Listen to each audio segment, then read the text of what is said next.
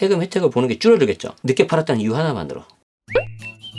5분 투자로 10억을 아껴보자.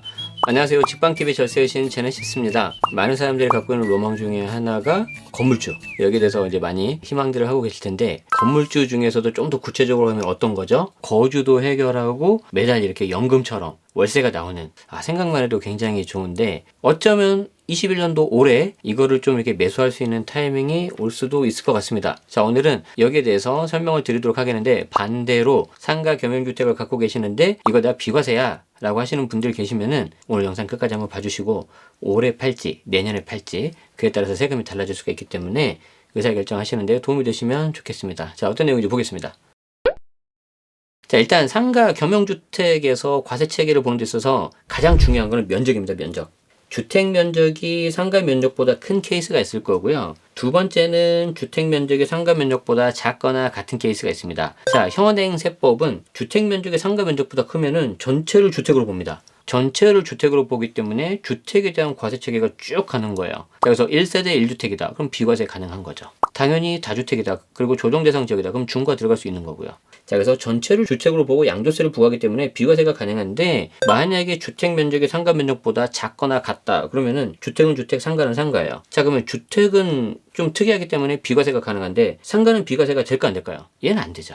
대신에 상가는 비과세가 안 되지만 대신 또 중과라는 것도 없어요. 만약에 밑에 2번으로 가면은 주택은 주택, 상가는 상가. 가능하면 비과세 되고, 여기는 비과세가 안 될 수가 있는데, 자, 문제는 주택 면적이 상가 면적보다 커서 전체를 비과세 받을 수 있을 줄 알았는데, 22년도가 되면, 그리고 이때 실거래가가 9억이 넘으면은 이게 전체가 비과세가 안 된다는 거예요. 자, 바뀐 내용을 제가 좀 표로 정리해 봤는데, 중요한 게 21년도에 양도하셔야 되고요. 어지간한 지역이라고 한다면 실거래가 9억이 넘는 가능성이 꽤 많겠죠. 자, 다시 한번 정리를 하면, 주택 면적이 상가 면적보다, 그러면 전체 비과세가 가능한데, 22년도가 넘어가면 면적에 관계없이 주택은 주택, 상가는 상가, 별도로 분리해서 양도세 부과하겠다. 면적 상관없이 요 밑으로 와버리는 거죠. 만약에 이쪽에 1번 케이스, 즉 주택 면적이 더 컸다고 하더라도요, 날짜가 22년도로 바뀌고 실거래가가 9억이 넘어버리면은 전체 비과세를 못 받고 주택 부분만 비과세를 받을 수 있다는 겁니다. 그러면 당연히 세금 혜택을 보는 게 줄어들겠죠. 늦게 팔았다는 이유 하나만으로.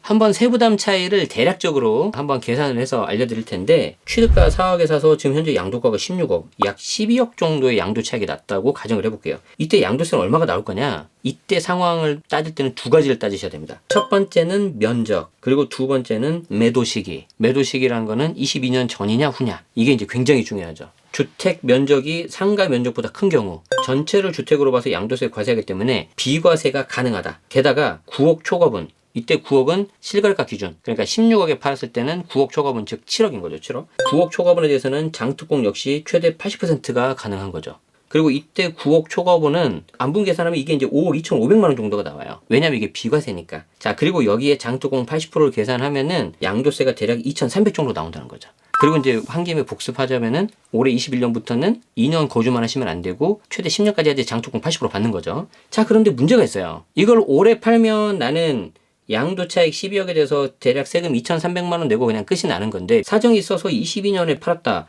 이때는 주택하고 상가를 아예 따로 분리합니다. 주택은 주택, 상가는 상가. 그래서 비과세가 이 주택 부분에 대해서만 들어간다는 거예요. 주택 부분에 대해서만. 자, 양도차익이 아까 12억이라고 했죠. 그러니까 21년도에 올해 팔면은 2,300만 원. 근데 내가 깜빡하고 내년에 넘었다면은 한 2억 가까이 나올 수도 있다는 거죠. 한 가지 더 사례를 가져올게요. 이투데이 2019년 8월달에 나온 기사인데, 자, 1주택자가 상가주택 팔았을 때 양도세가 어떻게 될 거냐? 자, 매입 가격은 5억, 그리고 매도 가격은 20억. 아까하고 비슷하죠? 그럼 양도차익이 15억입니다. 만약에 이게 계전정 양도세로 가가지고 주택 면적이 더 커서, 지금 보면은 A도 주택 면적이 70, B도 주택 면적이 51%. 그러니까 극단적으로 1%만 더 많아도 전체가 주택으로 돼서 비과세가 된다는 거거든요. 그러면 이때 세금이 한 대충 4,658만 원, 5천만 원 조금 안 나와요. 그런데 개정 후 양도세, 즉 22년으로 가면은 A 같은 경우에는 주택 면적이 그래도 70%이기 때문에 남은 30% 상가돼서 세금이 1억 2,200 정도가 나옵니다. 그런데 밑에 B를 보면은 아주 극단적으로 상가 면적이 49%잖아요. 그럼 여기에 대해서 전부 다 과세가 들어가서 2억 300만 원 정도가 나와요. 자, 그러면 이때 세부담이 어떻게 되는 거예요? 거의 한 5배 정도 나는 거죠. 자, 보유 중이라면 좀 이렇게 좀 생각을 해보시면 어떨까 싶습니다. 만약에 실거래가 9억 이하다. 그럼 계정상하고 관련이 없어요. 그렇기 때문에 만약에 주택 면적이 좀 더 크다. 그럼 이건 언제까지든 전체 비과세를 받을 수가 있습니다. 자, 그런데 아까도 말씀드린 것처럼 지금 계속해서 부동산 가격이 오르고 있고요. 공시 가격도 계속 오르고 있어요. 실거래가가 9억이 넘는 경우가 나올 수 있습니다. 그러면 개정된 세법을 적용받습니다. 따라서 좀 장기적으로 좀 보시는 게 맞을 것 같고요. 이미 실거래가가 9억이 초과되면 이제 개정세법 내년에 적용받는데 뭐 어차피 나는 주택 면적보다 상가 면적이 더 크다. 그러면 어차피 이거는 주택 따로 상가 따로기 때문에 뭐 크게 달라지는 게 없어요. 문제는 이 주택 면적이 상가 면적보다 더 커서 전체 비과세가 가능한데 이걸 내가 올해 팔아서 전체 비과세를 받을 거냐? 아니면 그냥 내년에 가서 주택 면적이 훨씬 크기 때문에 주택은 주택만 비과세, 상가는 그냥 과세 이렇게 갈 거냐? 이거 의사결정 하셔야 된다는 겁니다.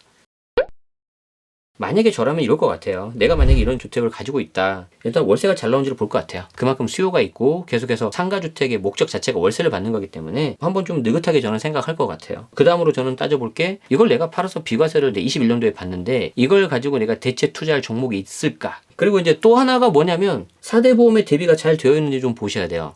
이 상가주택을 가지고 있으면 주택 부분은 면세라서 관계가 없는데 상가 부분에 대해서는 내가 임차인한테 그 월세를 받을 때 부가세를 받지 않습니까? 그럼 이제 지역가입자로 전환이 되어 있을 거란 말이에요. 이게 계속해서 나한테 큰 부담이 된다. 그러면은 이번 기회에 한번 정리를 하는 것도 방법이 될 수가 있겠죠.